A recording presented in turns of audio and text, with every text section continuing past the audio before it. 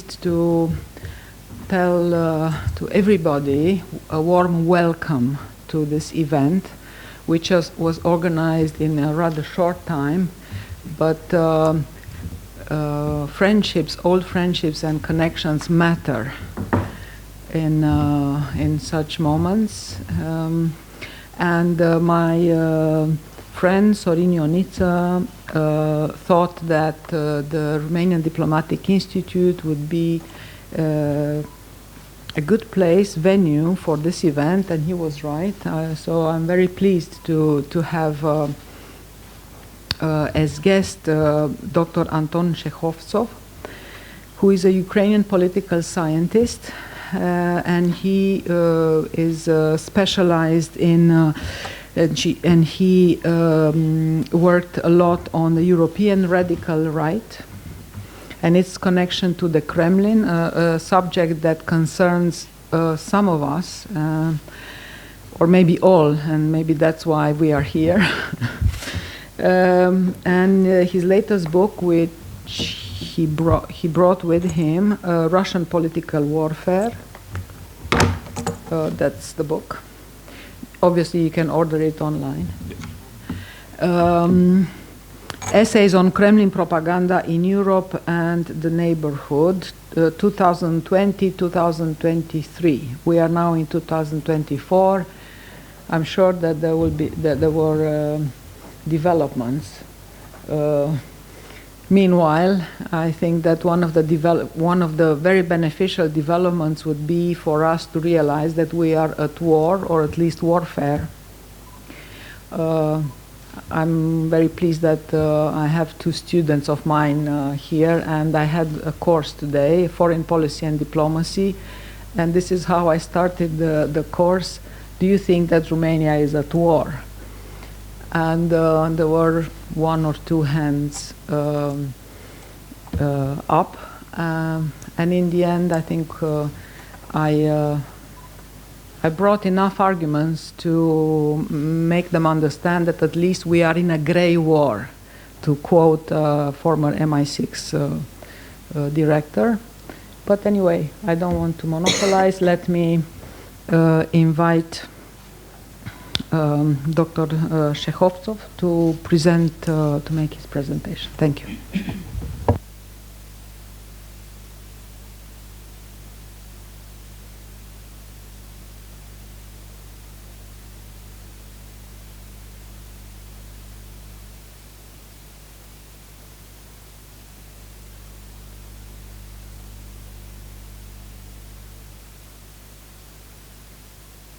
Okay. Yes, just to repeat myself, thank you very much for hosting me, for the Institute, and thank you for the audience for this interest. I hope that we will also have a time in the second half of this event for the discussion. I must straight away just to congratulate to the perfect gender balance of the panel. This is something that needs to be recreated in at many West European institutions where I sometimes talk as well. Since I think I was advised that the audience will be quite mixed in the sense that some of you are students, some of you are experts, some of you are diplomats and ambassadors. So I try to structure the discussion that I will have with you in a way that probably would have interest to all elements of the audience. And I want to start with some theoretical considerations, then moving slowly or sort of zooming in particular developments that are happening today. But before I do that, let me just explain to you what I do. I'm originally from Ukraine, from Sevastopol, where I haven't been for now more than 10 years already, because of the annexation, because of the occupation. But at the same time, my main sort of education came from the UK, where I did my PhD, and now I live in Austria, where I, on the one hand, lead a very small NGO, Center for Democratic Integrity, that looks in particular at attempts of authoritarian regimes to influence politics and societies in Europe. Mostly it's China, Russia. And at the same time, I do academic work. I'm affiliated with the Central European University and also University of Vienna. My background, my research background is the far right. This is where I academically come from. But in recent years, I also developed an interest in Russian politics, and as a crossover between these two fields, the relations between Russia and the far right in the West. Connections and relations which are quite dynamic. They're not frozen. There are interesting developments. There are negative developments, but also positive developments in a way in this field. But I'm sure we will have an opportunity to talk about this. So some of the terms that I will operate and some of the terms that I use in my studies is political warfare, but also malign influence. Talking about the Kremlin's malign influence in Europe. Or in the West in general, and the global South. So I'd like to present to you some of the sort of theoretical discussions, theoretical considerations. And I will start by saying that talking about malign influence, we should not forget there's also a concept of influence. Yeah, what is influence? It is it's the power to have an effect on people. And if we're talking about international relations, everybody or every country which feels that they have something to say, that they're competing in a particular area, every country, every nation tries to exert influence on another nation. Yeah? And this is normal. This is a normal process.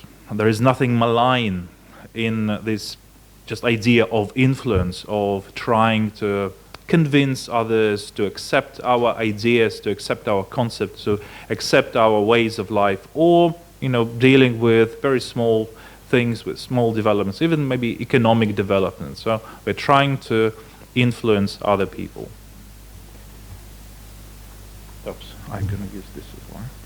And in particular, again, during peacetime, during a normal situation, the relations between countries, how we can influence them. Usually, there are many ways, obviously, but I would, in particular, talk about soft power. Yeah, and so first, this soft power concept that was introduced by Joseph Nye back in the 90s, maybe even the end of the 1980s. It's about influencing other nations through affinity or attraction, using resources such as a nation's political values, culture, and foreign policy, and actually and using soft power in order to influence other nations has a very normative effect, because influencing others through soft power means that it is to show that we share the same values. We have the same values, we have this cultural background that we can share with you, and this also strengthens cooperation, and it also strengthens the values to which we refer. Yeah? We have the same values, and these values are good, so we should be together, we should cooperate. This is how we try to influence people. Another way is influence in peacetime. Sorry. Right. Yeah. It is obviously through diplomacy. Yeah? Diplomacy is a practice of conducting negotiations and dialogue between individuals and nations to achieve specific goals while maintaining peaceful relations. So, of course, diplomacy, traditional diplomacy, but also public diplomacy, it contributes to the dialogue between nations, and this is also one of the ways to influence. Yeah, just influence. But so this peacetime, yeah, and this influence, traditional influence, soft power, public diplomacy, is on the one side of the say developments. On the other side, you have a conventional war or kinetic war. This is when soft power does not work anymore. There are no shared values. We are at war with another nation. Diplomatic relations are usually ruined. We cannot really talk to each other the way that we talked. Yeah?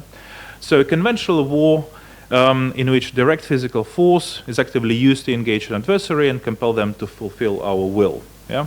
If during peacetime we also want other nations to somehow, follow us and fulfill our will, but we do it in a good way. Yeah?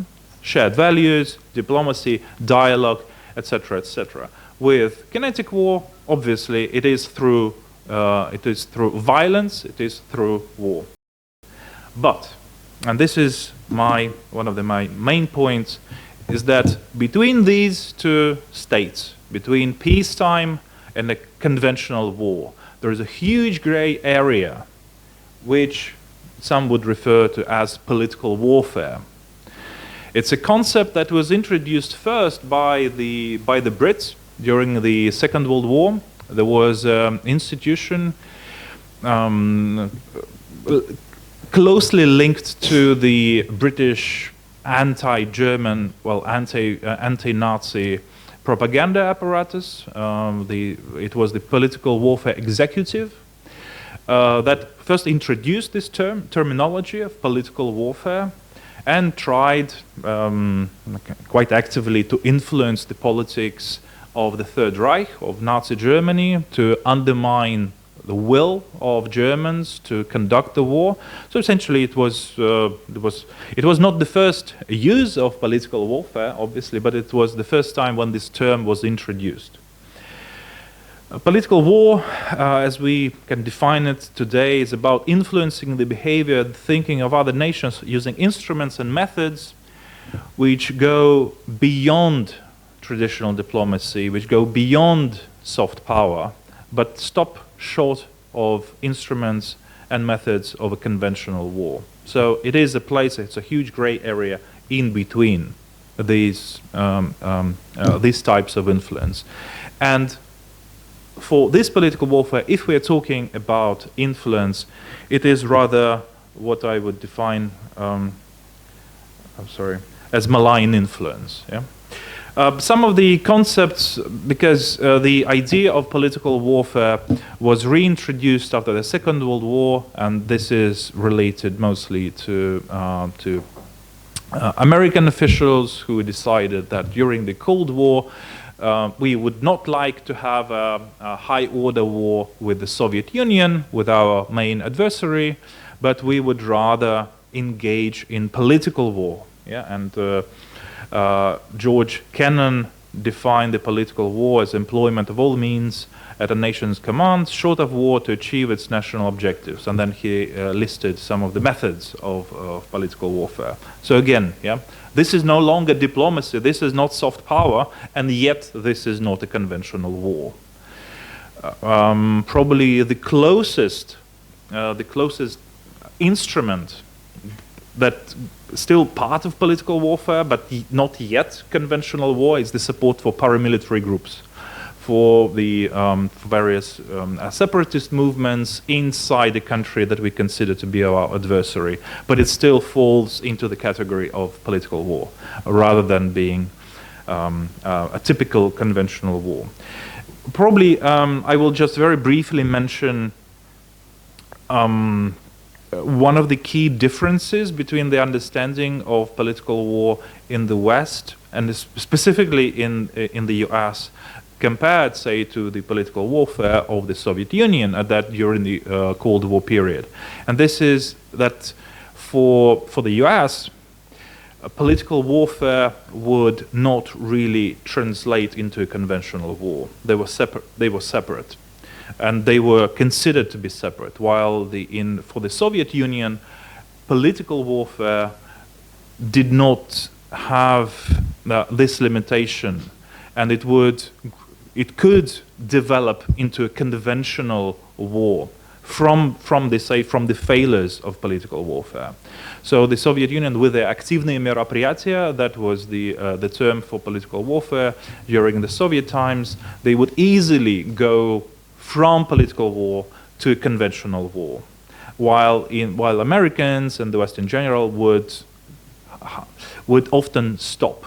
So if political warfare did not work, they would not go further.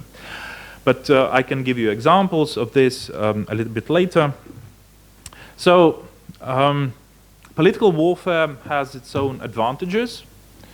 And one advantage is that being engaged in political war, still if we want to influence someone, this political war helps avoid mass casualties. It is cheaper to execute. A very obvious example, if we take the realities of today, the entire budget probably for RT or for any other Russian disinformation channels, the annual budget could be the cost of maybe 2-3 tanks. So it's much cheaper to employ the propaganda machine and probably achieve the same results that a war could bring, but it would be cheaper than to have tanks operating. It also allows for maximum plausible deniability. It's very difficult in many cases to establish the origins of disinformation and propaganda, while it's much easier when we have physical presence of the troops. It also has its own disadvantages. Its effects take longer to develop. People who are engaged in political warfare never know, or more specifically, say disinformation, they never know when exactly it will have effect. Also, its intended impact is difficult to measure. Sometimes the attempts to understand how effective or how efficient the propaganda machine or disinformation machine, people who do this, they sometimes just start counting how many times a particular post on Facebook was shared. This is, we cannot say that it's about efficiency, but this is how desperate people are when they try to measure the actual success, the actual impact. And of course, political warfare often produces undesirable consequences. A couple of examples. In 2015, I guess the Russian disinformation machine produced this idea in Germany that there was a girl named Lisa, and she was raped by some migrants from the Middle East or some other countries. There was a huge scandal. There were protests organized around this bit of disinformation coming from the Russian side. But at the same, even Sergei Lavrov, foreign minister of the Russian Federation, supported that narrative and helped spread it. But when the Germans realized that that was a bit of a disinformation, their eyes were opened to the workings of the Russian propaganda machine. Because before that case, that Lisa case, so-called Lisa case, many were not sure if the Russians were actually were involved in propaganda against Germany. But that case opened their eyes. And that exactly is the example of how political warfare may produce undesirable consequences. Another example is most likely from the Cold War, say when the Americans would support some of the paramilitary groups in Latin America, and then those paramilitary groups would get support from the US, especially financial support, material support, but then they would just cut any ties with Americans and pursue their own independent agenda that would sometimes be even to be in the opposition to the interest of the US. So again, political warfare may produce these undesirable consequences. Going back to the Russian political warfare, so strategic objectives, like why Russia is doing at the moment or within the course of already maybe 10, 15 years, maybe even more, 20 years, why? And I would distinguish two strategic objectives. One is to protect Russian society from Western ideological, political, cultural, and other influences believed to undermine the grip on power held by the Putin regime. There is this very, very pragmatic approach. Yeah, so we are in power and we want to protect our power. We want to protect our regime, and we presume that the West is trying to undermine our regime through various means, through various instruments. There's also an ideological explanation to this. Why exactly? So what is the strategic objective ideologically? Well, this is we have our Russian civilization, which is a separate civilization from the West. And the West has always been trying to undermine us. There is this eternal war between the West and the East. Currently, the West is represented by the US and by the American allies in Europe, and the East is now represented by us, by Russia, by the Russian civilization. So in order to protect this Russian civilization, we need to protect the Russian society, the Russian population from those Western influences, because these are enemy influences. Yeah? And as many of you may know, especially after the Second World War, countries very rarely declare wars in each other. It's all the wars that are taking place, or the majority. Actually, since the end of the Second World War, there was around, I think, 12 declarations of war. All the other military conflicts, they are driven by, we are defending ourselves. This is to protect us. This is why we attack other people or other nations. Yeah? So this is not a war. Yeah? We just are engaged in this in the defense, active defense. So what is Russia now doing? It can be also explained. The strategic objective is to protect the Russian civilization from what they believe to be a malign influence from the West. And of course, another strategic objective is to advance political, economic, and security interests of Putin's Russia on the international stage. This is about shaping the environment in which Russia is situated by changing that environment, making it more conducive to the Russian interests, however they are defined by the Kremlin. So it's about changing the environment. Yeah? So we protect ourselves, but also we want to change the environment. So there is somehow this the ecology of being protected, the environment that should be conducive to our interests.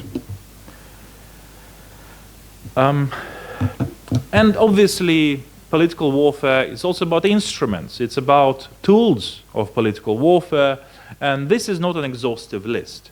But I just wanted for you to see that almost everything can be used for political warfare. We can build, actors may build political alliances with the opposition forces in the nations that are considered adversary. For example, the research that I mentioned to you in the very beginning, these relations between Russia and the far right. So when Russia is sort of supporting in one way or another far right political forces that are most likely than not are in the opposition to sort of centrist governments, center right or center left governments in Europe. So this is about being political. Building political alliances and trying to exert influence to advance your own foreign policy agenda through political alliances. Then, interference in elections, trying to somehow sway the elections, using agents of influence and front organizations and fake NGOs and think tanks. Using law in order to, for corrupt purposes, sometimes even using the pandemics. During the pandemic, 2020, probably you remember those stories of Russian aid to Italy and Serbia.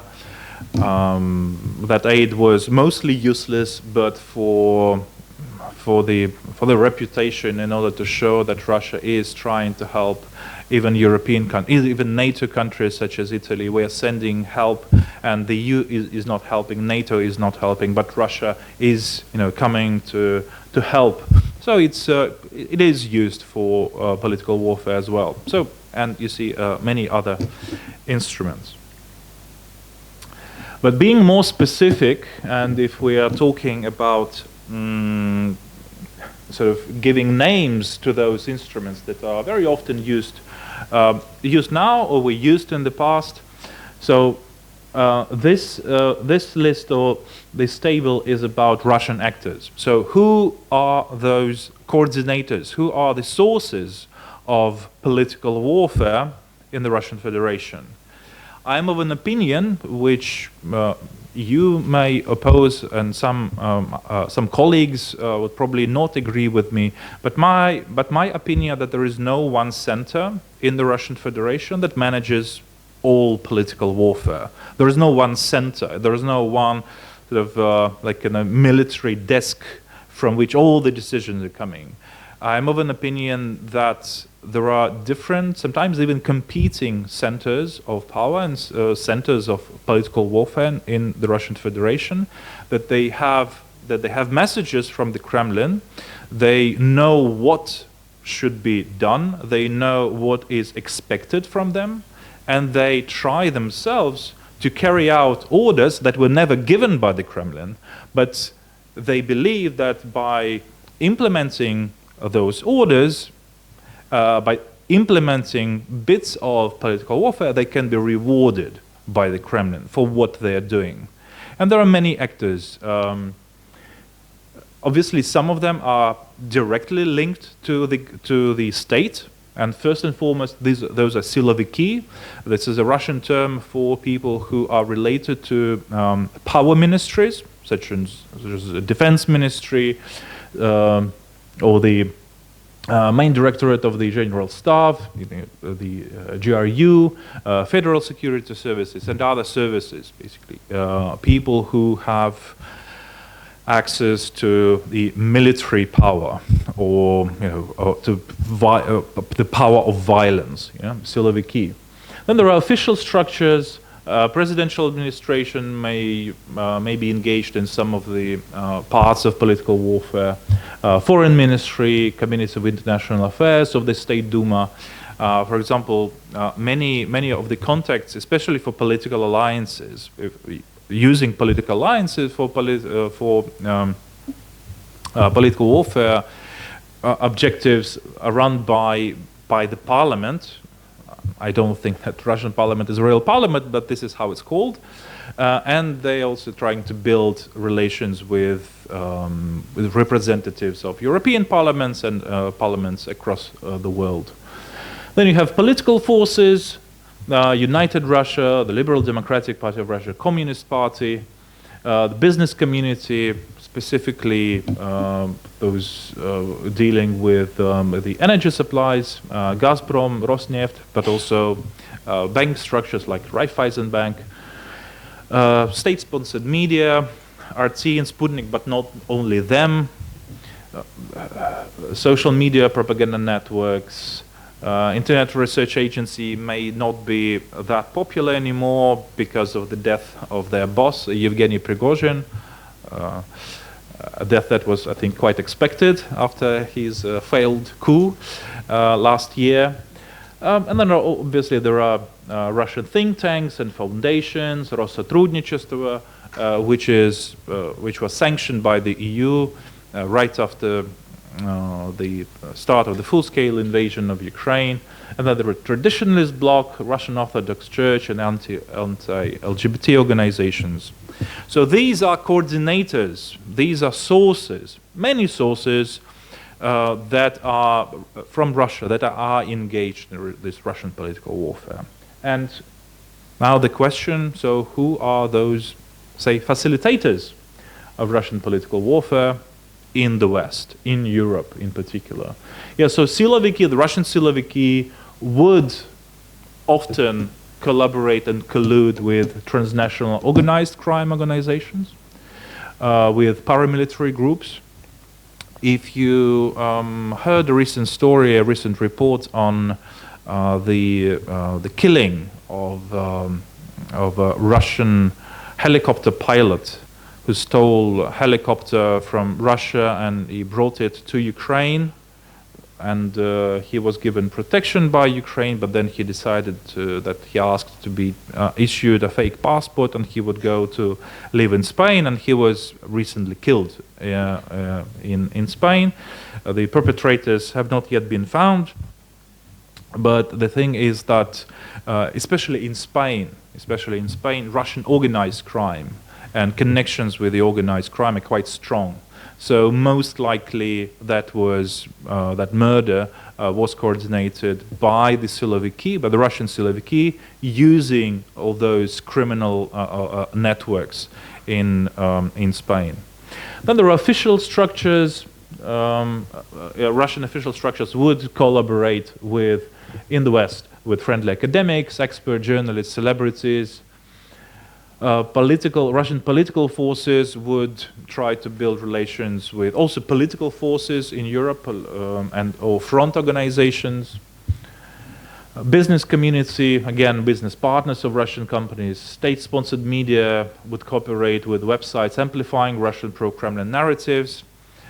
Here we could also mention, especially after 2022, various independent or so-called independent influencers in the West, like YouTube bloggers, who would not have any direct link to the Russian state media organizations, but who would collaborate with them secretly. And Margarita Simonian, the editor-in-chief of RT, right after RT was banned by the EU in the beginning of March 2022, she said, so okay, now we are going to use some sort of underground guerrilla methods of information war. And what she meant in the end is that this covert collaboration between RT and allegedly independent influences in the West. Because what happened with RT, it became really toxic. For example, Twitter had to mark RT at that time before Musk's to take over. They had to mark RT as a Russian state-sponsored organization, and people who would work for RT would also be marked as a person working for the Russian state organizations. But if you look like an independent blogger, nobody would be able to produce this connection, and you would still be regarded as an independent influence, as an independent vlogger or blogger. So that was these underground methods of collaborating with like-minded individuals in the West, right? So social media propaganda networks, working with particular individuals from the anti-establishment organizations, from the far right to the far left. Think tanks and foundations would again engage with friendly Western academics, experts and journalists, and the traditional bloc, the National Orthodox churches, anti-LGBT organizations. So probably that, these links, they are not extremely strict. Yeah, there is a level of free development. Some coordinators may also work with other facilitators of Russian political warfare in the West. There may be some also overlaps, but in general, I think the picture is as it was presented here. Now, zooming in and going to closer to our period, the beginning of the Russian-Ukrainian war in 2014.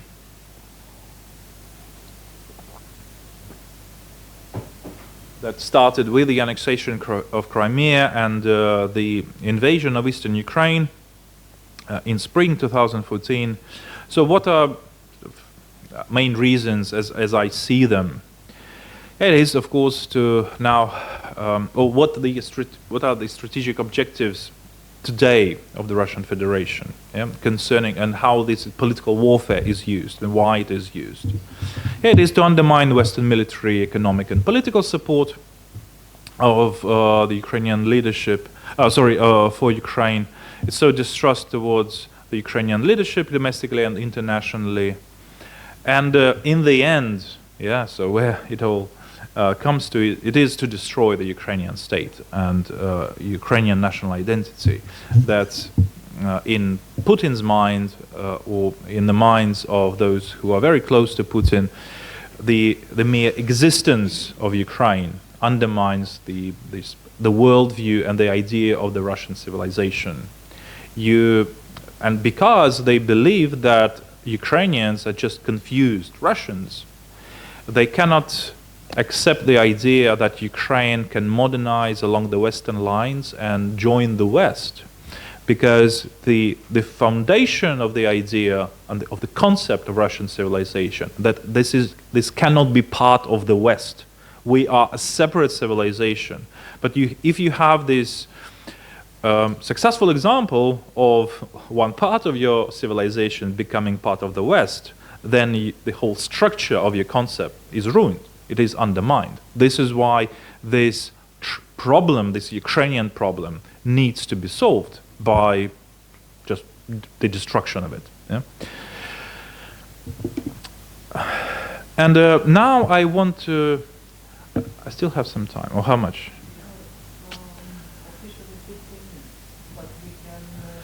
Okay. All right. Now, since I was talking, as I showed you that table with various tools and instruments of political warfare, now I want to zoom in more in this disinformation and propaganda issues and identify for you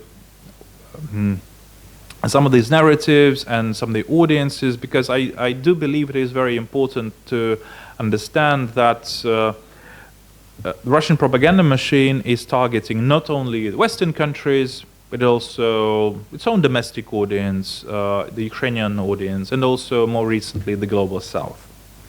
So I also identify two types of narratives of the propaganda machine relate to Russia's aggression against Ukraine. So one type of narrative is strategic narratives, which reflect the genuine understanding or interpretation of the Russian political elites of the conflict with Ukraine and the conflict with the West. This is what they actually believe in. This is not simply a lie. This is not necessarily correct what they believe in, but they genuinely believe in this. This is their honest delusion, at least. And usually these strategic narratives, they're more or less coherent. Yeah? They're quite logical. Again, not necessarily they're right, not necessarily correct, but they're coherent. Yeah? And another type of narratives which I identify is tactical narratives.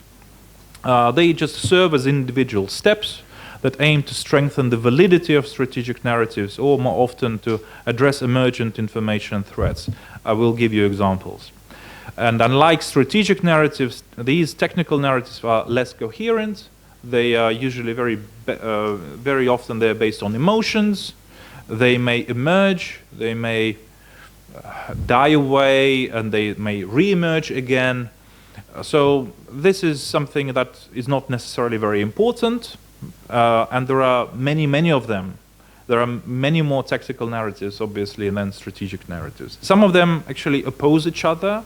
Tactical narratives may oppose each other because it doesn't really matter what they are right or wrong. They may be incoherent, but their main objective is just to support the strategic narratives. Again, I will give you examples. And then I also, as I said, just to repeat myself, identify four main audiences of this Ukraine war-related Russian propaganda. It's domestic audience in Russia, Ukrainian audience, Western audience, audience of the global South. Obviously, we can make distinctions between, say, audiences in the Baltic states and audiences in Portugal, or audience in Hungary and audience in Sweden. They may be different, but still, I think for a more or less bigger picture, I guess this distinction into four audiences makes sense.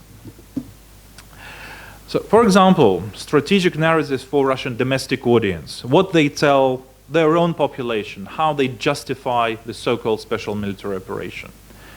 The Ukrainian nation does not exist. Yeah? Ukrainians are confused or manipulated Russians. It just probably, or the Austrians or the Poles manipulated Russians into believing that they're somehow different from the Russians, and then you suddenly have Ukrainians out of nothing, out of manipulation. So this is not real. The Ukrainian state is not real. So as a country, Ukraine was granted existence only by Russia. I'm sure you know this idea about Lenin being the father of the Ukrainian nation. Sovereign Ukraine is a project of anti-Russia. So everything that is Ukrainian is anti-Russian. To this actually relates the idea of denazification of Ukraine as one of the objectives of the special military operation. I'm sure many of you don't know, and this is something that I got to know also quite recently. You know that the book Mein Kampf by Adolf Hitler, when it was translated, one of the first translations of this book into Russian for the political leaders of the Soviet Union, was done in an extremely manipulative way. They manipulated the translation in order to identify the main victims or the main targets of the Nazi Germany, not the Jews, but the Slavic people. So they just cut some of the original pieces of Hitler's book in order to switch, in order to show that the Russians were the main target of fascism and not the Jews. And from this, you have an interpretation of fascism as something deeply, well, first anti-Soviet, but also anti-Russian. And the idea is that if you have those people who say, well, we are not Russians, or who would criticize Russia, and especially Ukrainians who would say, well, we are Ukrainians, we are not Russians, almost automatically you can qualify them as fascists. So if they deny that they are Russians, if they are against Russia, then through this history of Soviet misuse of the ideology of it, or misinterpretation of it, deliberate misinterpretation of it, basically you can define everything that is anti-Russian, or if you see anti-Russian, this is necessarily fascist.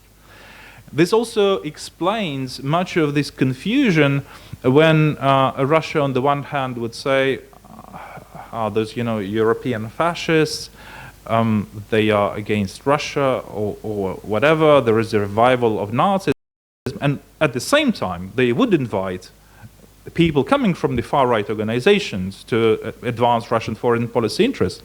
But if they are pro-Kremlin, if they're pro-Russian, they can't be fascists, because fascism is deeply anti-Russian. This is the interpretation, and this is how it is. This problem is solved in the minds of the Russian political elites. So, anti-Russia is if sovereign Ukraine is a project of anti-Russia, then necessarily Ukraine is a fascist regime, is a fascist country, which needs to be denazified, which means Ukraine needs to be de-Ukrainized. It needs to stop being Ukrainian and start being a Russian. So these are strategic narratives for the Russian audience. Then they have many tactical narratives, and again, they are very often they're short-lived. So the war is not a war; it's a special military operation. This is actually understandable, and as I said, very rarely nations declare wars after the Second World War. And especially, actually, I'm sure many of you know that in the Constitution, no, not in the Constitution, in the Criminal Code of the Russian Federation, it is a criminal offense to start a war. So Putin obviously could not go strictly against the criminal code, and he could not start an aggression. It was a special military operation. And also, many people actually laugh at this, ridicule the idea.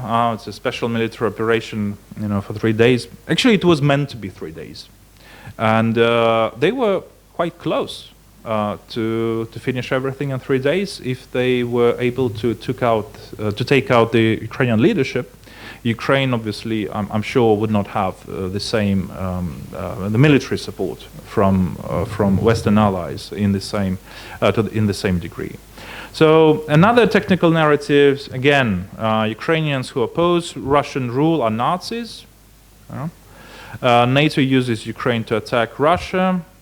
No, and especially after the first victories of the Ukrainian military on the battlefield, they could no longer say, those Ukrainians, so we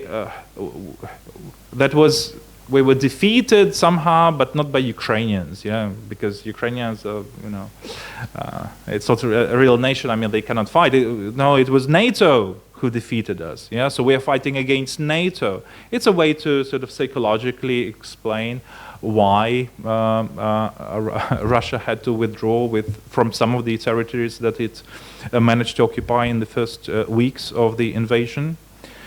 And Russia never lost wars, which is obviously untrue. So the idea, the tactical narrative, we will necessarily win. So there is no other chance. We never in our history we lost wars. So these are tactical narratives. You see it on the screen. I want to focus again very briefly. This Ukraine's leaders are Satanists. That was a very peculiar narrative that emerged right after the Russia declared this partial mobilization, and that I think was autumn 2022, if I'm not mistaken, or 23? No, 22. So they declared partial mobilization, and there was an incident in one of the military camps in the Russian Federation when two recruits from Muslim background, they shot around 10 other Russian officers and soldiers. And the reason why they would do this is that the commander of that unit, he somehow insulted Islam and Muslim faith. So those soldiers, they were quite angry, and they just shot the people from their own unit. And at that time, also, there was a fear on the part of some Russian commanders and military personnel that there could be this interreligious conflict inside the Russian troops, inside the Russian military machine. And in order, interfaith conflict, and in order to explain to them that it doesn't really matter what your faith is, you are anyway fighting against Satan or Shaitan or any other diabolical figure that is the leadership of Ukraine. So, you Christians, Orthodox Christians and Muslims and probably Buddhists, you can all find unity in this fight against Ukraine, which is satanic. So this is that was the narrative. Sometimes it actually goes away, and then Ramzan Kadyrov will again somehow use this narrative, or Dmitry Medvedev, the former president of the Russian Federation. But usually this is the narrative that emerges, then days out, then re-emerges again. So it's a tactical narrative. It doesn't really matter. Another tactical narrative, maybe I haven't put it here, just to show you that they may not be coherent. For example, again, in Putin's words, Ukraine is a fascist country, it's a fascist regime, but at the same time, at the end of last year, he would say, well, yeah, Ukraine is not a country, it's not a real state, it doesn't have an ideology. And I would say, wait. So Ukraine has no ideology, but then how can you say it's fascist? Because fascism is an ideology. But it doesn't really matter. Because on the one hand, you say that Ukraine is a fascist country because you want to undermine Western support for Ukraine, right? From liberal states. But then you say Ukraine is not even a country. Again, it serves the interest undermining support for Ukraine. Why do you support something that is not even a country? So it doesn't really matter if those tactical narratives are coherent, if they serve the strategic narratives. Ukraine audience, of course, they cannot straightforwardly say that Ukraine does not exist. No, they would say Russians and Ukrainians are brotherly nations. They would say Ukraine is part of the Russian civilization. Ukraine can only be successful together with Russia. We may also talk about, but I will not do this because probably my time is running out, that there is also a difference what Ukrainian audience, either they are on occupied territories and on the territories still in the sovereign Ukraine. So there is this difference as well. Tactical narratives, so Ukrainian leadership betrays the interest of the ordinary Ukrainian people. The West will fight Russia to the last Ukrainian. So, the West is using you. You need to surrender because otherwise, no, the West is fighting against us, using you as a cannon fodder. So this is one of the narratives. Then this gay Europa narrative, the West is degenerate and Ukraine should not join it because of the LGBT and blah, blah, blah. Narrative for the Western audiences, again, strategic. Russia is a global power that has a right to have its own sphere of influence, and Ukraine belongs there. Ukraine, as part of the West, poses as an existential threat to Russia. The West is encircling Russia. And these are strategic narratives. They actually believe in what they're saying here. But then there are many more tactical narratives. For the Western audience. The West is Russophobic. The West somehow hates Russia. This is why the West is doing what it is doing. Western sanctions are damaging for European businesses. Ukraine is one of the most corrupt countries in the world. It cannot be part of the West. Ukraine has an immense Nazi problem. Russians and Ukrainians are one people. Many more. European support for Ukraine will result in the geopolitical decline of Europe. The US is playing its European allies. It's against the sort of interests of European sovereign states. That there is a nuclear threat. I'm sure you're well familiar with this. And the Global South. For the Global South, it's a little bit different because some of the narratives that are used for Western audiences, for Russian audience, they would not work for the Global South, especially for, say, geographically distant areas like Latin America and Africa, and specifically because there is obviously a problem for many, not even for Russia, to understand why the Global South or Latin American countries or African countries, why they should rather support Ukraine. For them, as you may imagine, one white nation is killing other white nation, so what's the actual difference? Is it our problem? Is it our war? So they would rather use narratives that are close, that are sensitive for the Global South, such as Russia is the leader of the global anti-imperialist and anti-colonialist front. The West is using the Ukraine war to reclaim global domination. So Ukraine here is actually not in the focus. It's not about Ukraine. It's about the West. It's about the Western imperialism. Ukraine is part of the Russian legitimate sphere of influence. And tactical narratives like Western support for Ukraine is driven by Western anti-Russian racism. Racism is a sensitive issue for the Global South. Nazism, probably not, because this is something on the outskirts of the discussions in the Global South. Ukraine, with Western support, endangers global food security. Food security, again, very important, a very sensitive issue for the Global South. Ukraine is developing biological weapons with Western support. And these biological weapons, again, is a very sensitive issue for the Global South, especially for Africa, where there are a lot of conspiracy theories about the West inventing various biological weapons in order to control the size of populations in Africa. So, it is about using already existing conspiracy narratives and putting some anti-Ukrainian and pro-Russian elements into that. So, obviously, all these narratives, they may overlap.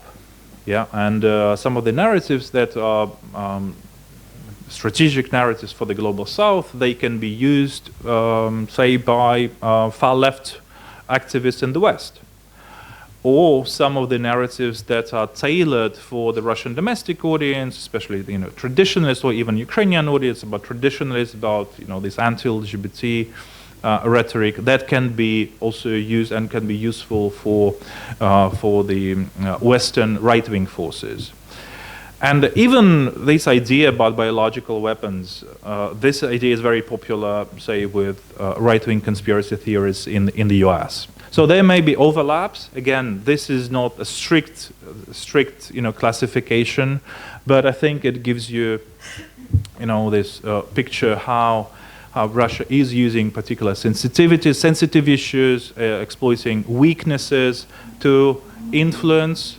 I would say, exerting malign influence because it goes against the values of Western society, or the European values. And how Russia in many ways can be successful. I am sure that, talking, say, about efficiency of whether these narratives are, efficient. Well, let me say, if you heard any of this, then Russia has achieved at least 1/3 of its objective. It managed to deliver those narratives to you personally, either via the media or your colleagues or maybe your friends. So that was the delivery. About these narratives. It doesn't mean that they were 100% successful, but I'd say 30%. If you or your colleagues or friends believe that some of these narratives are legitimate points of view, I think the efficiency is like 2/3, maybe 60%. And of course, if I'm sure probably not you, but some other people believe that this is the actual truth, then it's 100% success. But again, with political warfare, it's very difficult to measure the success. With conventional war, it's easy. You have a rocket, you hit a target, you are 100% successful. But with the disinformation narratives, with propaganda, you never know. It may work today, it may work tomorrow, or maybe in 1 year, or it may not work at all. So I will stop here, and I was also going to go through other topics, but we can, I think, do it during our discussion. Thank you very much for your interest and attention.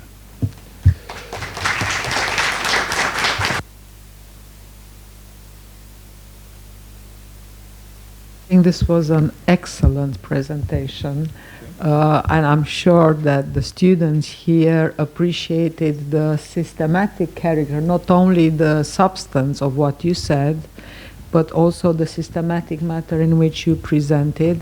So thank you very much on their behalf as well as ours as hosts. Sorin? Okay, it's my turn to thank both of you, actually, Liliana, the gracious host of this event, and Anton for being here. And this is part of a long-term effort, I have to say, to make connections with the Ukrainian thinking community, with the Ukrainian NGOs from the part of us, Expert Forum. And I think we need that, particularly in Romania, because we have a certain, historically, a blind spot toward the East. This is a space we don't understand very well. We don't have a tradition in speaking the languages, reading, understanding. So we need to make these connections to understand better what is going there, to understand the perspective. And this is why we have Anton here in Bucharest. He is very well known. And this connection between the Kremlin world and the European extreme right, which is going to influence the European elections we are going to have in June, it's something very important we need to discuss. Now, and of course I have to repeat what Liliana said before. His book is on sale, so even after these events, you can have this book. It's cheaper than online. Yes, it's cheaper than online, so you can have it here on the spot for less money than you order it on Amazon.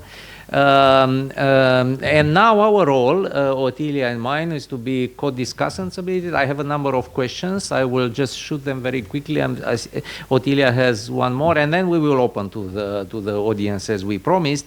And I will start with two broad, I hope difficult questions for Anton. One is about the real life, what is going on. The other one is about the propaganda in the online.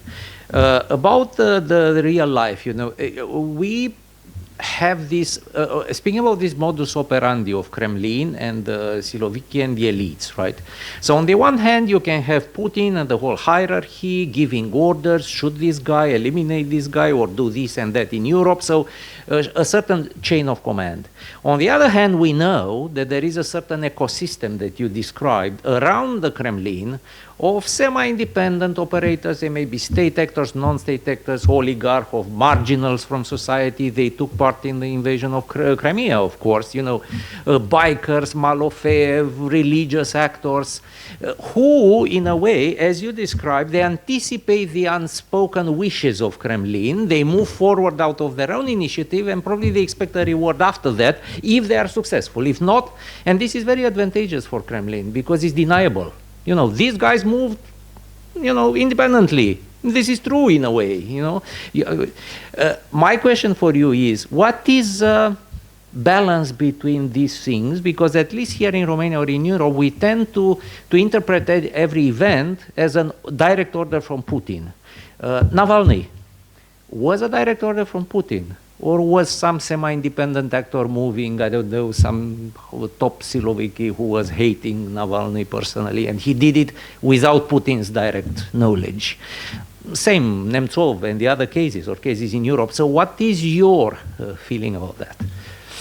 So yeah, let's take them one by one, and I'll ask the other one. All these cases, I think they're quite different. I will just share my own opinions about who could be behind those things. I think Nemtsov was, it was not the Kremlin. I think it was most likely that was the Kadyrov's guys who, or Kadyrov who acted independently and thinking that he was doing something great for the Kremlin, and, you know, or responding to maybe the wishes as he interpreted them.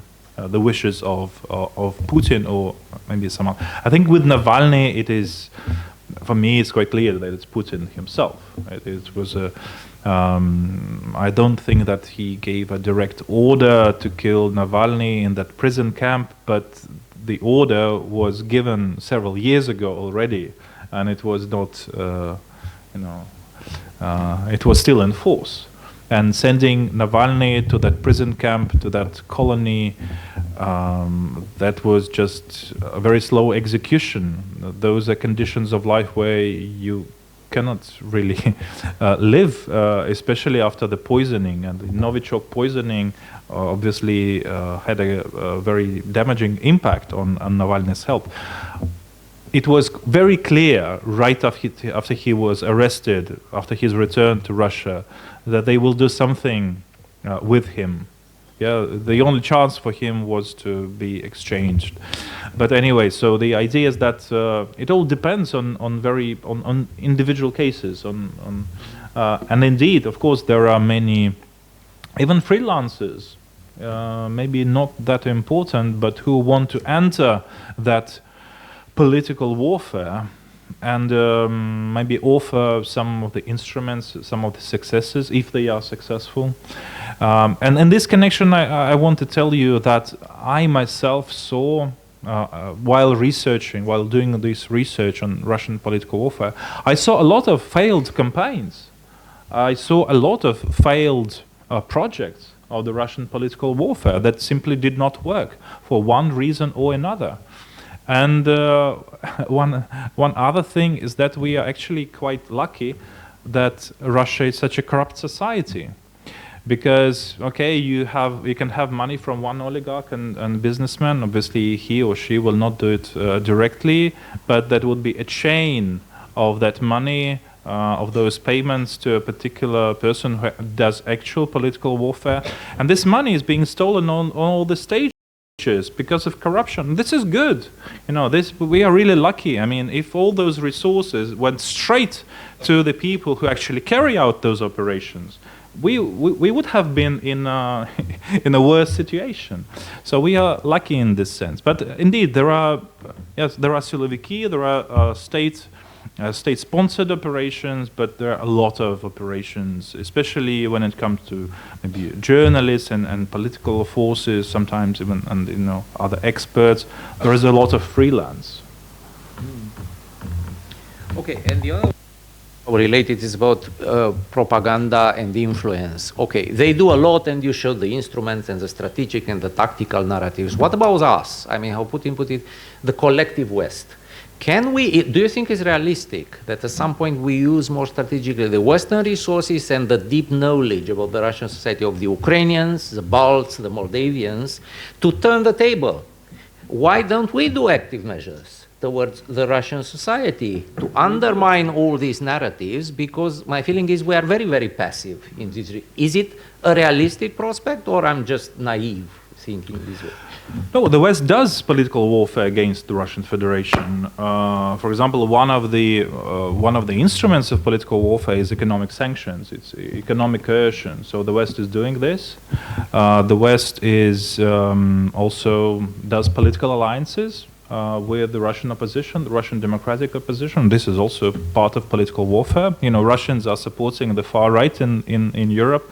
The West is supporting the pro-democratic, pro-Western opposition in the Russian Federation.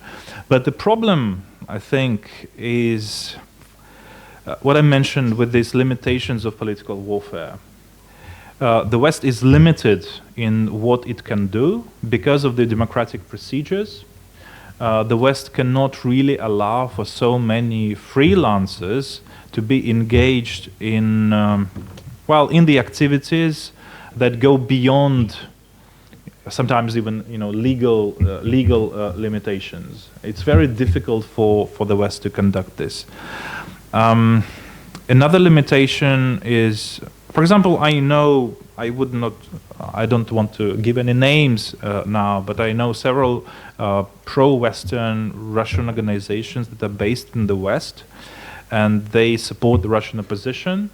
They are being very active actually in working on the sanctions, but at the same time they are unable to support, say, the Russian armed resistance to the Kremlin regime. Now you probably heard of those military groups in Ukraine, the Russian Volunteer Corps and Siberian Battalion. Many organizations in the West are not able to support them because that would be support for the armed resistance inside Russia.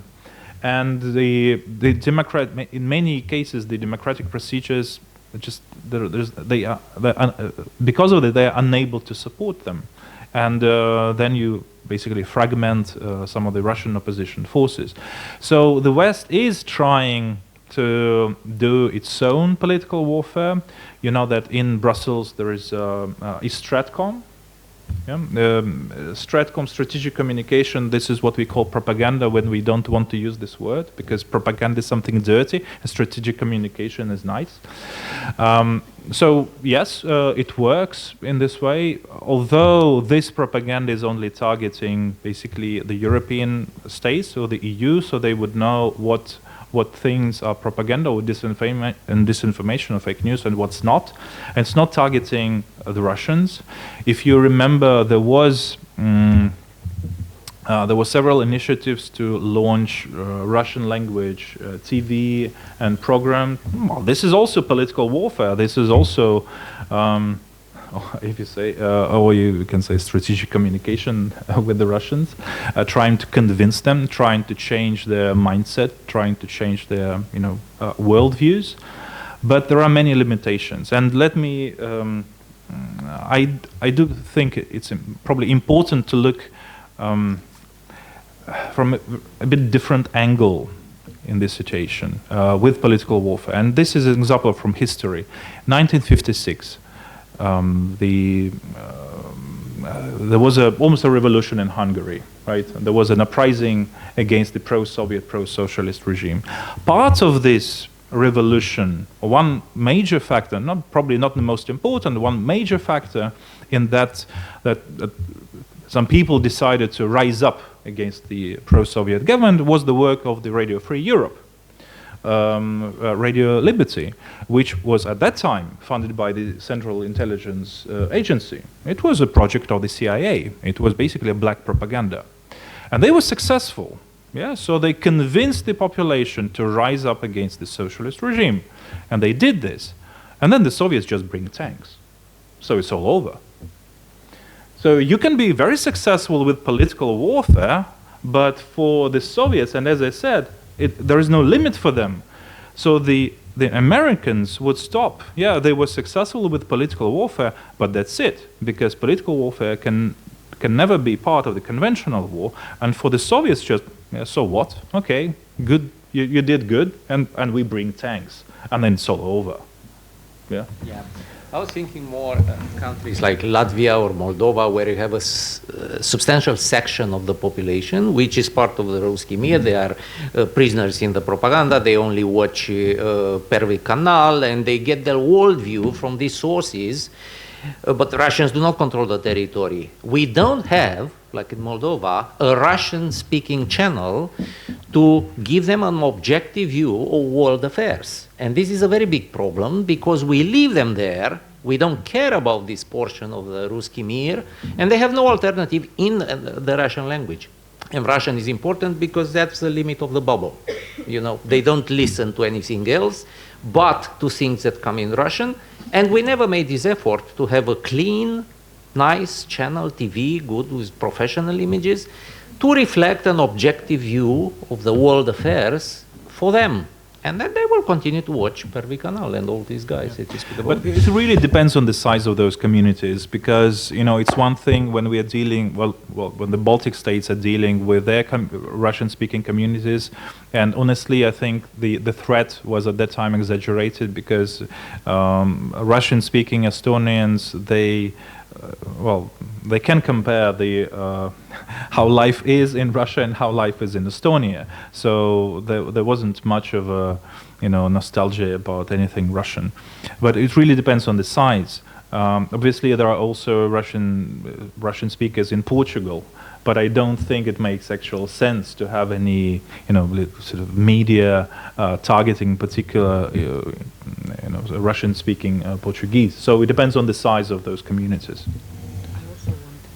I also want to make a comment and actually want to ask you. So it's obvious that there is an asymmetry between the so-called collective West. I have an objection to that, but that's later. and Russia.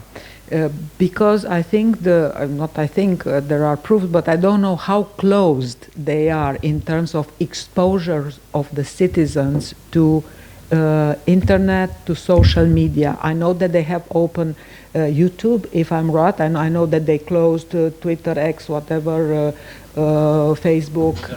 The Russian public. I'm talking about the asymmetry between the Russian public and the so-called Western public, because I think this matters a lot. So if you would like to comment on that. It's actually a great question. And I want to answer it again with a very brief reference to the history and to the Cold War, especially in the 1980s. And some of you may have heard of the so-called Operation Infection, or Operation Detroit. That was about basically a Soviet active measure aiming to show that the emergence of AIDS was linked to the secret laboratories in the US. So that this pandemic, global pandemic, was produced by the Americans. And in order to do this, they had to publish this piece in an Indian newspaper, Patriot, and then they would have another person in GDR who would refer to that article in India and produce this, exposure of the Americans being behind the AIDS. So at that time, it actually took them several years in order to plant this narrative in the Western media environment. And it's still alive. This idea that AIDS was created by the Americans is still alive in many pockets of even American society. So they were hugely successful.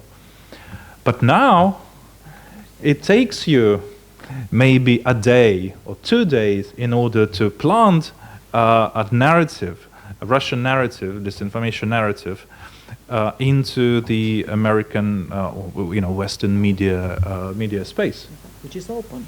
which is not only open, it's shut open. Exactly. It's just welcoming everything that you can put it. So of course, and this is in a huge contrast to what the Russians themselves, I mean, the Russian authorities are doing for the Russian environment. It's not that they cannot access Facebook; they can. It's not that they cannot access YouTube; they can. But it's a small number, and also the majority of the Russians, they take their information from TV. And TV, you switch on it's only Kremlin-approved TV stations. You cannot have any independent media on the TV, and this is the main source of information for them.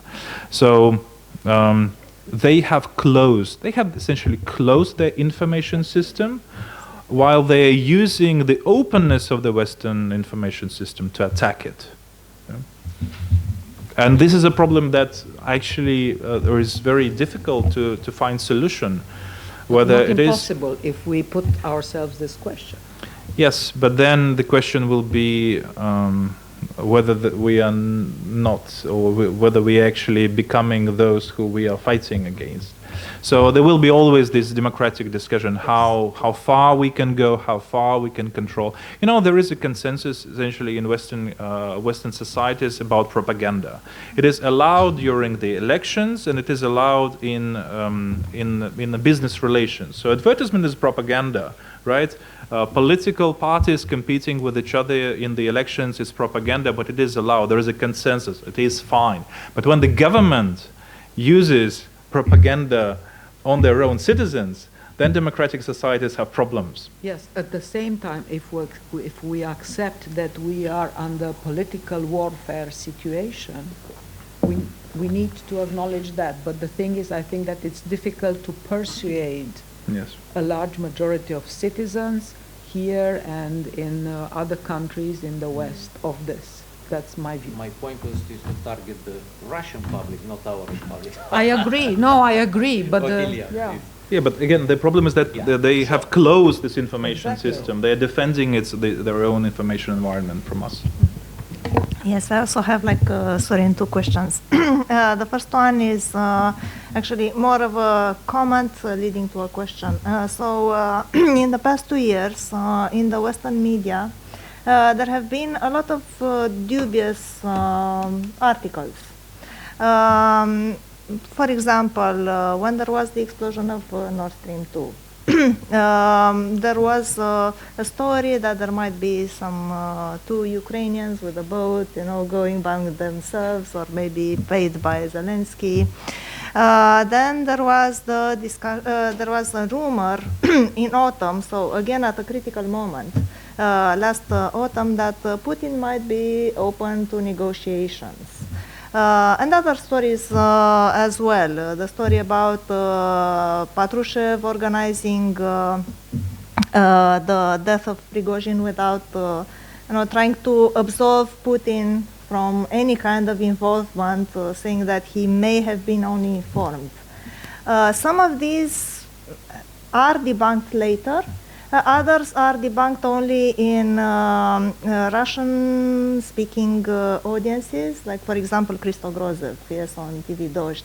But I'm wondering, to what extent is there a sense that these are active measures of Russia, or there are simply vulnerabilities of the Western media, in the sense that we in the West are not so prepared to deal with the depth of lies, and we are much more vulnerable to fake information, dubious sources,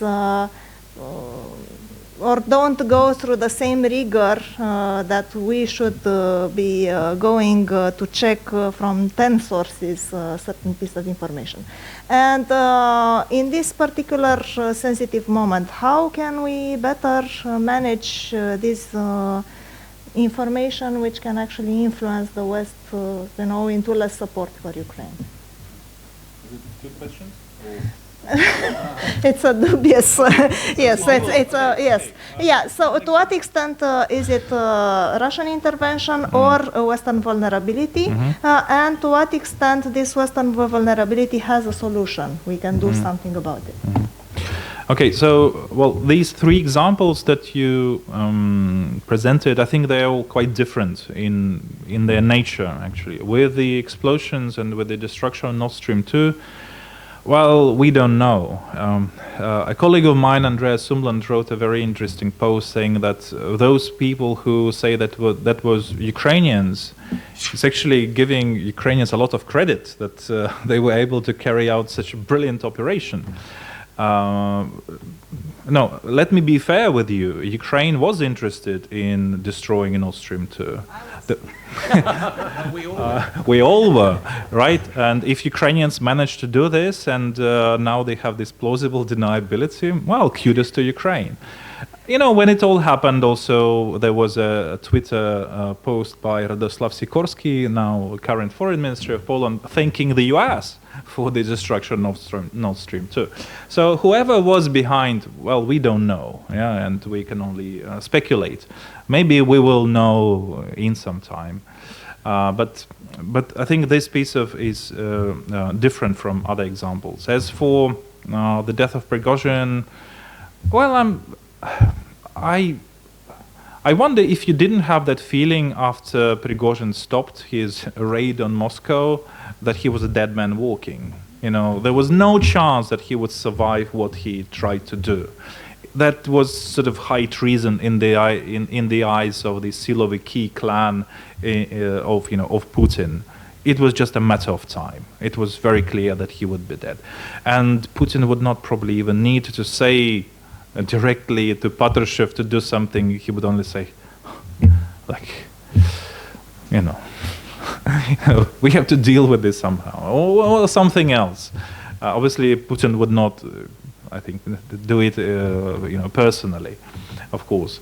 And the third example was about negotiation. This, I think, is a very, very clear activные мероприятия, piece of political warfare, a bit of political warfare on Russians' part. This is to send a message that that Russia is open to negotiations, which means that the West should no longer provide military support for Ukraine because it just prolongs the war that could otherwise be ended with negotiations, and this gives more time for the Russians because the more time they have, better it is for their war effort. So this, I have no doubts that it was somehow planted, this narrative was planted in the Western media, this negotiations thing. This is just a bit of disinformation. What can we do about this? With some things, we cannot do anything. And let me be fair, this is my genuine perspective that for some things, there are no countermeasures at all. Except for, social resilience, building that resilience, which takes years and not days and not a couple of workshops for the media workers. It takes years. It is about media literacy. Another thing is that I also don't think that debunking works somehow efficiently. I was quite skeptical for a very long time about this. Because it has to do with psychology. And because it has to do a lot with psychology, I think another instrument could be much more efficient. This is pre-bunking, which is based on the theory in communication theory about inoculation. Inoculation theory, which goes this way. When we are not aware, when we have no direct knowledge about a particular development or event that happens somewhere in the world, we tend, as humans, as humans, we psychologically are inclined to believe in the first interpretation of that event or development that we hear or read. If we don't know anything about this, the first thing that we read about this, we will believe in this, and we will also defend this interpretation against later interpretations. We can be reconvinced, we can be, but generally, just psychologically, we will stick to this first interpretation. which means that it is very important for the media, but for also those organizations like Stratcom, to come up quickly with, say, fact-based, objective interpretation of particular events. Because the longer it takes for Western institutions and objective media, free media, to come up with these objective interpretation, the more you will have conspiracy theories and disinformation around it, and people will not even listen to your interpretation. It's just about time. It's very simple. It's really about the period of time during which those conspiracy theories and disinformation narratives can be developed. One, in my opinion, brilliant example of how pre-bunking works, it's what the US and the UK and some other allies started doing back in 2021, saying Russia is gearing up for the invasion of Ukraine. And compare that situation to February, the end of February 2014, when those little green men appeared in Crimea, and Russia was given several weeks of basically plausible deniability, saying that's not us. Those may be, pro-Russian separatists in Crimea. That's not us. And everybody was confused because they didn't wear any insignia. And that gave Russia a crucial time of 2-3 weeks to do what they actually did. There was this confusion in the Western mind. So the services, obviously, I have no doubt that the secret services of the West knew what was going on. But politically and for the establishment, Russians are saying that's not them, so maybe it is the case, maybe it's not, but we don't know how we can act upon something that we don't know. Yeah? And then when the 24th of February 2022 happened, everybody knew what was happening because the US and the UK pre-bunked anything that Russia could have produced to explain what was going on. They had no chance to convince anyone or even confuse anyone about what was going on. And, just to give you an example from this more focused research of mine, Marine Le Pen, on the 24th of February 2022, the person who took the 9 million euros loan from the Russian bank back in 2014, unequivocally condemned the Russian invasion on the same day, because nobody could be fooled anymore what was going on. That was the success of the pre-bunking strategy, of the inoculation theory. The US and the UK inoculated us and the international community about what would be happening in the future. So we were ready for any lies that the Russia would like to produce. Can I just wanted to come back to this so-called collective West. It's true that we are using inverted commas when use that, but we are using the narrative imposed by Moscow. And I think this is wrong. And I think maybe we can think, as we call ourselves the collective West, what can the collective West really do, not only to react, but actually to act, because this inoculated idea that it's the West, it comes as a continuation of the Cold War, saying, the capitalists, the bad guys are there. Look, Global South or New South. Look what are they actually doing? So this is one point. Maybe I will come back later.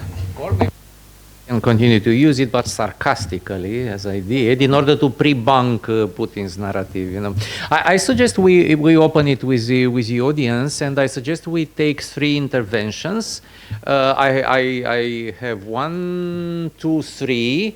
Gentlemen, please keep them short and introduce yourself, Mr. Fota. Thank you very much for the invitation and for the opportunity to have a question. You had a very interesting presentation, but I want to take also some personal benefit from your presence here. And my question is about Romania. I mean, starting from your deep experience on European far right, and I guess also on Russian far right. My question is, do you have anything to tell us about the Romanian far right? And in your long years researches, you notice anything interesting about our Romanian far right and maybe some possible connections with the Russian far right? Thank you.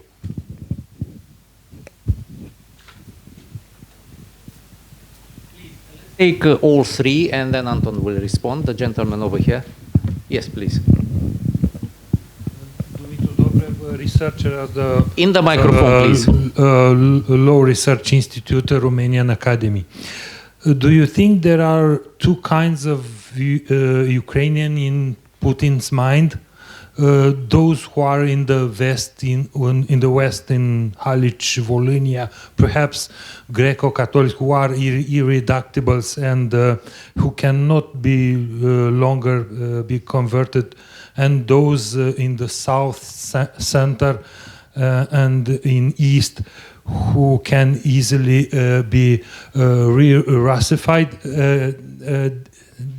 because when in every evening when I try to enter on Facebook, Twitter to see how the front is in Avdiivka, there are thousands of vatniks on the internet who bombard me with the maps of Medvedev with the little part of Ukraine, and they try to insert a narrative which is very interesting for the Romanian far right about Chernouts and all the things. Thank you. Yeah, thank you. That map is very popular with Romania because he gives us Vinica Oblast, which is quite an interesting idea. Please, Jen, over there. Thank you. So some years ago, I remember you were talking about the mimetic power of Russia. Would you introduce yourself? Sorry, Radu Pierca, Wall Street. The mimetic power of Russia, and I think this is very insidious and more dangerous even than conspiracy theories, because this works very well with global Western media and especially Romanian media to treat Russia like a normal power. And I will give you an example from my experience. I was a news editor for years for a major TV station, the largest TV station in Romania. And the guys who were writing the foreign news were always asking me, why don't we ask the Russian embassy or the North Korean embassy? Why don't we ask them for their point of view? And I was trying to explain to them, there's nothing you can ask them.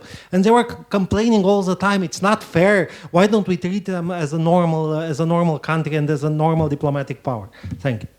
Yes, that's it. Okay.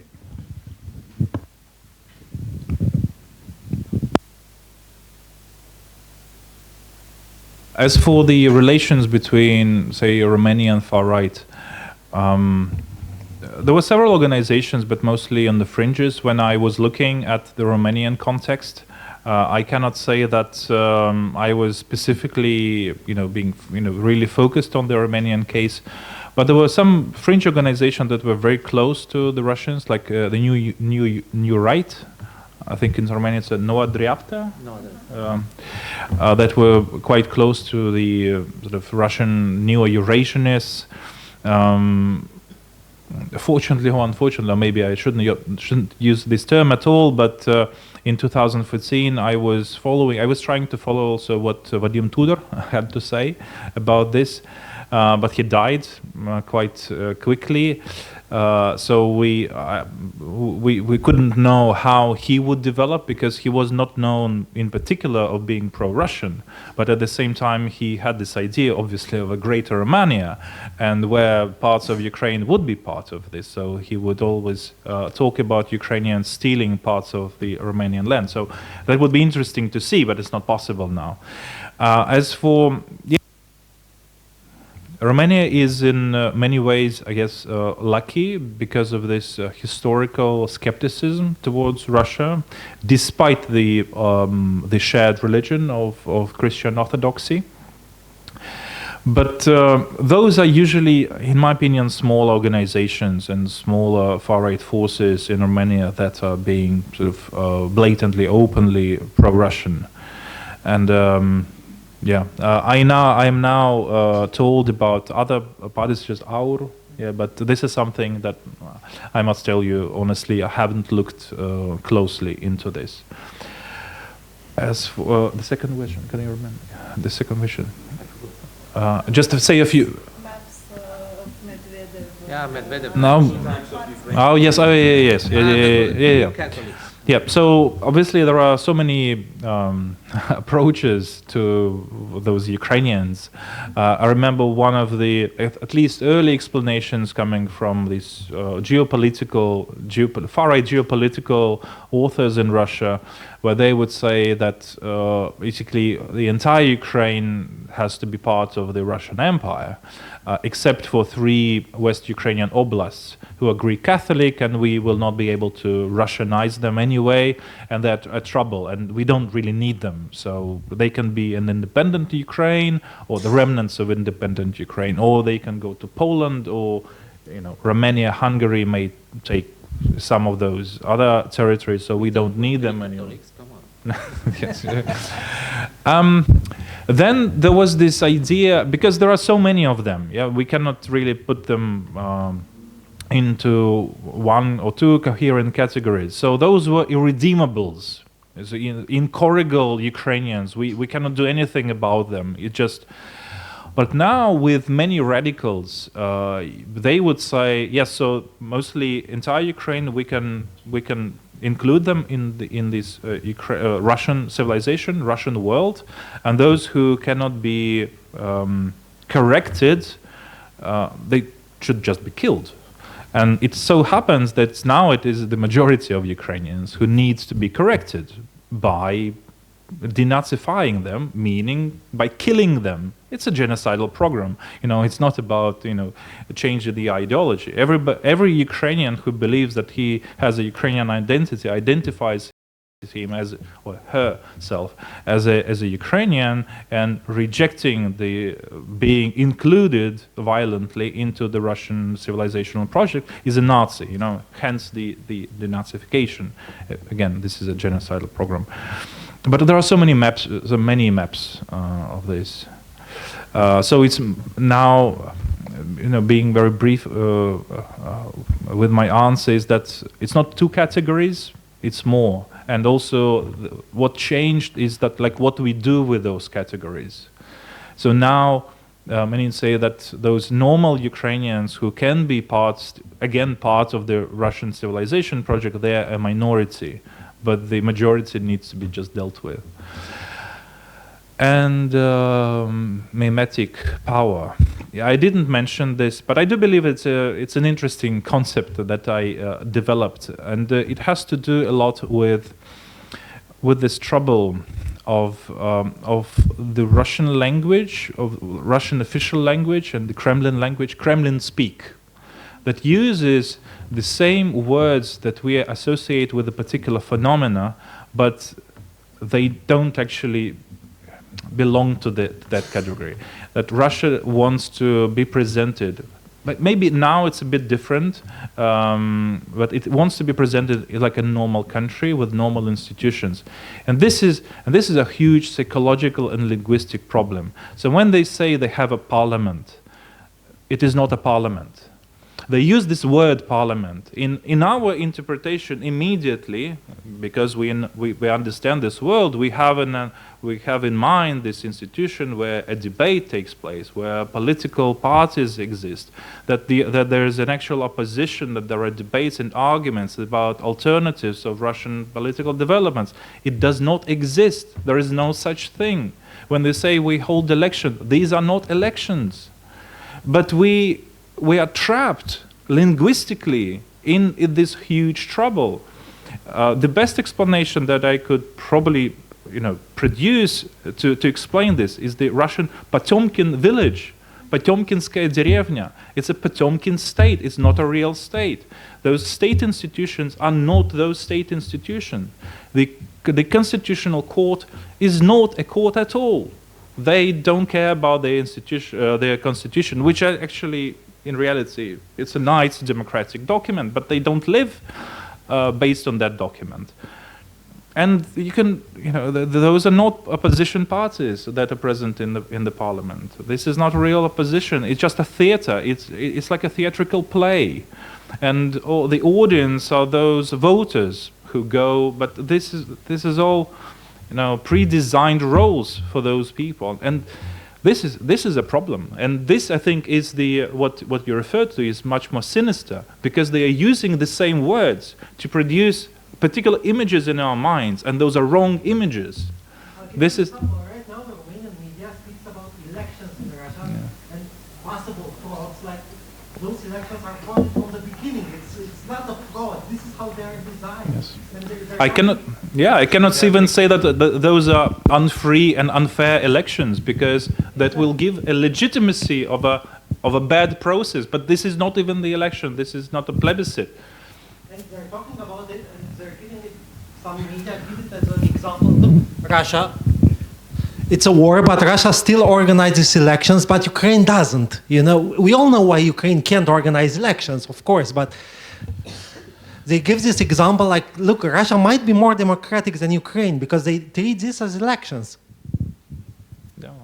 Okay. Can we? Yes. Yeah, let's move with a series of 3 interventions. One here.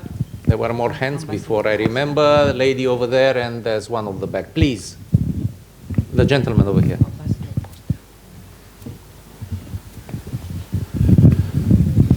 Thank you. My name is Doru Costa. I'm former ambassador. And congratulations for the organization of this meeting. And thank you very much, Doctor, for the presentation of your book. I'm eyeing that stack over there, hoping that I'll grab one. A couple of points. I'll try to be very short. Of course, I will fail. First of all, I think that we are trapped. We are trapped, as Mr. Ionita and you also, I think, in our language. We are very happily using political warfare, but we don't want to use propaganda. Then. But we don't have but to change what we understand by it, and understand that this is a concept, a rule by law, and not the rule of law. That's a very interesting thing which happens to China, but let's don't go there. The second point is that there were several points, several moments when you mentioned the Russian narrative. We are not the West, quote unquote. All right, then what are you?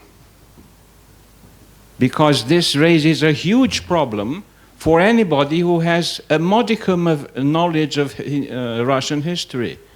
Peter the Great is one of the counselors for Mr. Putin, right? Well, Peter the Great wanted to Europeanize Russia. So did Katarina the Great. So what are we talking about here? If Russia is not the West, and we are persuaded that Russia is not the West, let's agree that we mean by West something that we agree to mean and don't develop that, right? It is not the West, fine. Then what shall we do with it? Russia is not going anywhere the day after. So the question is, how are we going to deal with Russia the day after? I don't want to go, although it's extremely tempting, to play on hypothesis. The day after means Russia is defeated, meaning what? The day after means Russia is victorious, meaning what? So let's just say the day after, right? Ceasefire. What can we do with Russia? And last, I have, that's a very personal thing, and I apologize for being too personal perhaps. But since we are talking about perceptions, because this is what political warfare is, perception. It means that reality is perceived some way, in a way or another. So we have reality, and now we have virtual reality, as if reality before was not enough. This is quite discouraging. And I think that there is a tendency to allow for a doomsday scenario to come, because we can't do anything about that. We can't go beyond the limits of democracy in order to fight autocracy who don't care and send tanks in Hungary, just like we said, and so on and so forth. So what can we do? Question, hence, the question, perhaps the answer here would be to reform continuously and give examples. And I wrap it up by recalling what a sentence I loved in your expose. Russians living in Estonia know what it means, so they don't believe the other Russians. That's the key. Thank you. Thank you very much for your question. Actually, you may know there is an initiative in Brussels of the European Parliament, the Brussels Dialogue, and it had a conference last year called Russia the Day After. What they meant by this is the day after, say, the fall of Putin, or of the Putin regime. So what we can do about this. What I think will happen, because I think much of all what's happening is dependent on personality of Putin, on his personal obsessions, on his personal mental state. And the day after, I think there will be a very short window of opportunity for the West to do something about Russia. And think what will happen is a sort of a deal that will be proposed to the Russian elites. That's, you basically need to give gives us some of the figures for The Hague, for the International Criminal Court. Those people would be like people like Shoigu, some of the commanders, maybe Gerasimov. So that will be an exchange. Patrushev, Naryshkin, so, the Siloviki, the clan, maybe up to, I don't know, 10, 20 people, yeah? And then there will be a deal that Russia will be proposed some sort of a, not contract, but some settlement that it can be probably gradually becoming, or being accepted into the Western community again, into the international community again. The progressive lifting of the sanctions in exchange for particular steps from the Russian side. There is a problem, though, which we should take into consideration. So Putin, in a way, is a consensus figure for the political elites, but not only political elites, but also business elites in the Russian Federation. So what is happening now, since Russia is developing a war economy, much of its infrastructure and business project, they move into the direction of sustaining the war. And this is these are long-term projects. So essentially the elites are now directly benefiting from the war going on. So the question is, even if Putin goes, would the elites be happy with ending the war because they benefit from this? I do believe that it would still be possible, because if they benefit economically, they can be bought. And I think that the West will be able to suggest a nice amounts of money to just buy them. Yeah, this is what you do with corrupt people. You just buy them. There is no other way. And there could be a deal yet to get some of the people processed at the criminal court. Okay. So how much? Sorry, no. I don't know. No. My question is that since it's a sham state, it's rather a mafia, and a mafia works on the base of loyalty. That's a barrier, I would say. Yes, I do agree that it's mostly a mafia state. Although now I would also describe Putin as a sort of a kleptocrat several years ago. But now I reject this identification. He has developed a worldview on the basis of which he acts. He has his historical delusions of grandeur. He has a mission, a historical mission to destroy Ukraine. He has even a messianist mission for Russia, for the Russian civilization. So he has developed this, and he will not stop. You know, he can only be stopped. He will not negotiate because how can you propose to a person to negotiate his place in the Russian history? He will not negotiate. This is something, you know, this is about his legacy. There is nothing else to persuade him to behave in a different way. But other people, I think they are much more pragmatic, and they are corrupt and they can be bought.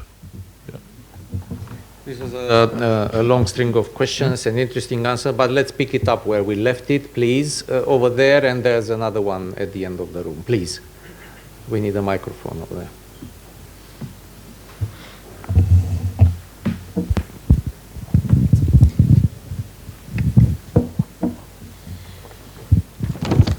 Good afternoon. My name is Sanziana Iancu. I'm from the Euro-Atlantic Resilience Center. My question for you today would be how has political warfare that you talked about, encompassing both soft power and more assertive measures such as cyber operations, information warfare, influenced international perceptions and diplomatic relations during the conflict with Russia? And what implications does this have for the future of conflict resolution and international law? Thank you. Yes, thank you. And the other one, the last of this series at the back of the room. So get back to the rule to have 3 questions in the same time.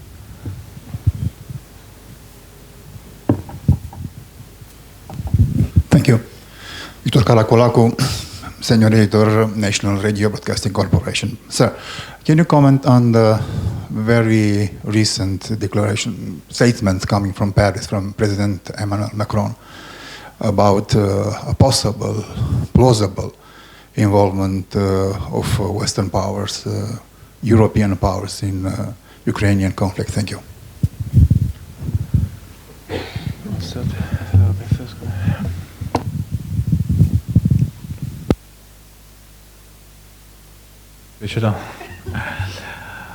Well, with political warfare, you know, it's one thing, disinformation, and cyber warfare is something very different. At least when we hear this term cyber warfare, we probably imagine a room of people with their laptops, you know, being engaged in some cyber operations. This is not how it works. Cyber operations are mostly about the disruption of the hardware and sometimes software. This is not a real warfare. Cyber operations are they're much more efficient when they're part of the conventional war, to disrupt the operation, to disrupt the command center interactions and communications. But none of the cyber operations in the recent history had a sort of a lasting effect. If they're not about hacking and if they're not about stealing some sensitive information, probably you remember how many times except for the most recent hack of the Bundeswehr, the secret meeting, but how many times the Russians stole information and hacked the Bundestag? They did it several times, and now I wonder just why they haven't used anything. Probably because communications between German politicians were so boring. There was basically nothing to leak. But they did this. That was, cyber operations, and so what? There was not real cyber warfare. And obviously implications are enormous with disinformation. And let me give you one example, also about the success. Because as I said during my presentation, it's very difficult to measure success, but sometimes it's so obvious. not very politically correct, with the success of disinformation is like identifying pornography. It's very difficult to identifying what, but when you see it, you know that yes, it is. So with the success of these political warfare and especially disinformation operations, one example is that during the discussions among the American political establishment in the US about the aid for Ukraine, they used the narratives that came right from the Russian disinformation sources, and also fringe ones, not even state-controlled media, but really fringe websites that would spread conspiracy theories about President Zelensky using financial aid from the US and American taxpayers to buy yachts, to buy luxury boats. And that was spread, and that was coming from really fringe marginal websites, and they became parts of the discussions between parliamentarians and congressmen and congresswomen in the US. And I found that a huge success.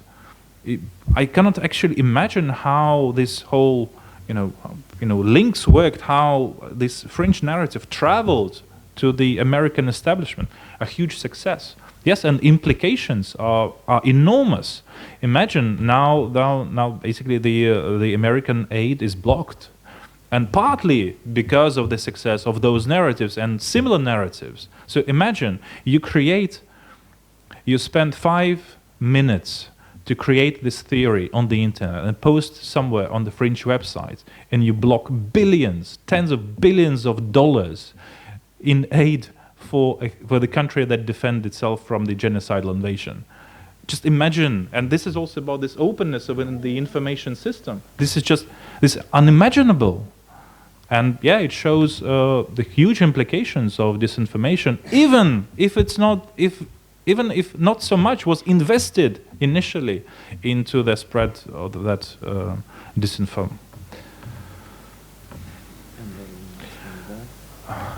Okay, remind me. Just a few words. There was the last one about, from the radio, national radio. Oh, Macron, yes. Military, yes. Western military in Ukraine. No, look, Macron is playing a great game, in my opinion. He creates this, strategic ambiguity. That's the great word. How would you say it in French? Because I think it's beautiful in French. Ambiguïté stratégique. Yes, exactly. I think if it didn't sound too well in French, we would not use it.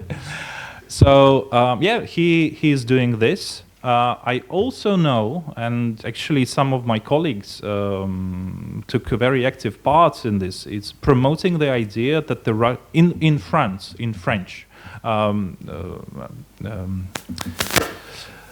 there was an idea that the Ukrainian war is our war, and we are not only helping Ukraine to win this war, but this is our war in which we should actually take part.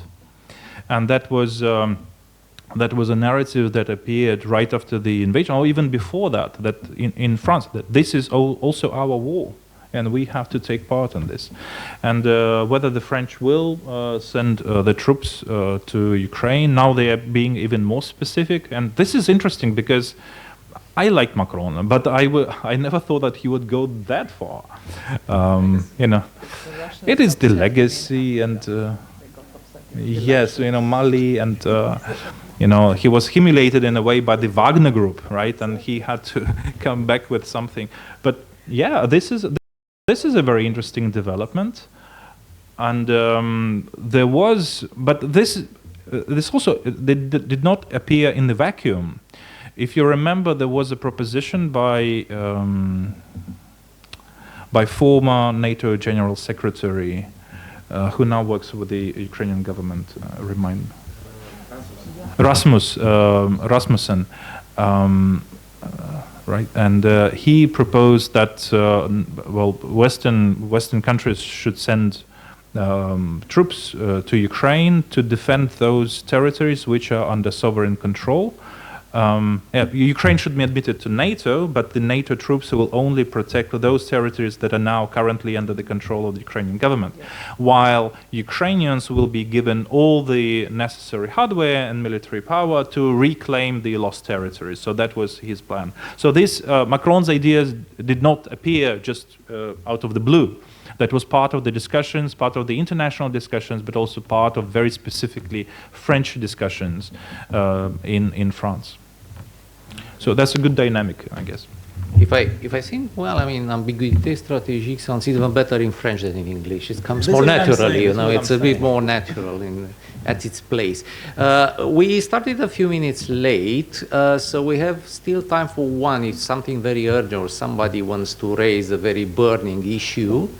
And if not, I have a privilege to ask you one last one, just 1 minute.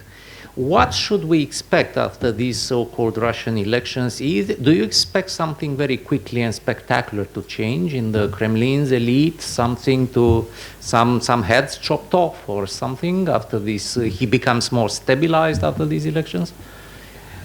Well, I don't think it's about stabilization. What I do expect is that they will be doing alternative polling, probably even focus groups to measure the actual popularity of Putin, and depending on the findings of their research, which will never be public, obviously, they will have to make a decision on the further mobilization, whether it will be open mobilization, whether it would be like full-fledged mobilization, in contrast to the so-called partial mobilization. So that will be a decision that has to be made. And another point, I think, well, this mostly concerns those people who still live in Russia.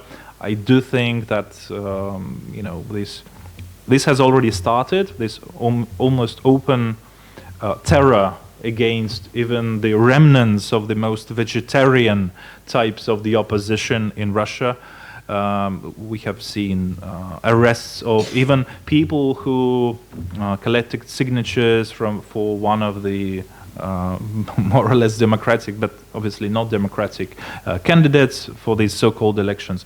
So they're using now openly like instruments of terror, of terrorizing the population, which may become even worse after the elections. But that will depend on this, what I said, the actual research into the focus groups on. They will of course say it's 85%. He will win with this number, but they will also do their best in order to understand what's the actual popularity, and on that many further actions will depend. So your prediction is back to the 30s, the Red Terror, broad scale. Well, Russia has already thousands, I guess, of political prisoners. There is still a way to go, unfortunately, because Stalin, for him, that was millions. Yeah. So maybe Ivan Groznik. I don't know how to say this in English. Ivan the Terrible. Ivan the Terrible. I think that's the more appropriate, in my view. Yeah. Otilia, please, you have now the last word. No, just so the repressions will be higher or lower depending on his popularity. Okay, so it's direct or inverse correlation? Yeah, I think it's probably a reverse correlation. I mean, if he's not that popular, probably they will. But that was mostly, it's not about repressions, but the mobilization, how far they can go. Because they do research into all those social sentiments, like what the people really think or what they really believe. And they try to, because much of what Putin is doing, obviously there is this conventional warfare element, but with the domestic audience, there is a lot of also political technology. I don't know how it will spread. It is in Romanian, this theatrical politics, about imitation of everything. Those are not real political processes. It's political technology. It's all manipulated. So, but they are still looking at the real numbers and the real sentiments, and they try to, be cautious sometimes. Sometimes they just openly start terrorizing people, but sometimes they still think about how they can go. Thank you. And we said we would finish, but Romanians, it's hard, so there's just last one. Would it make any difference if Western powers or we don't recognize Putin after these elections? Because that's the solution of Yulia Navalnaya, and is it any practicality in this? Well, first of all, this will not happen. There is a huge opposition to not recognizing Putin as the president, as re-elected president, and this huge opposition, the US, Germany, Hungary, so a very diverse number of states in the Western community.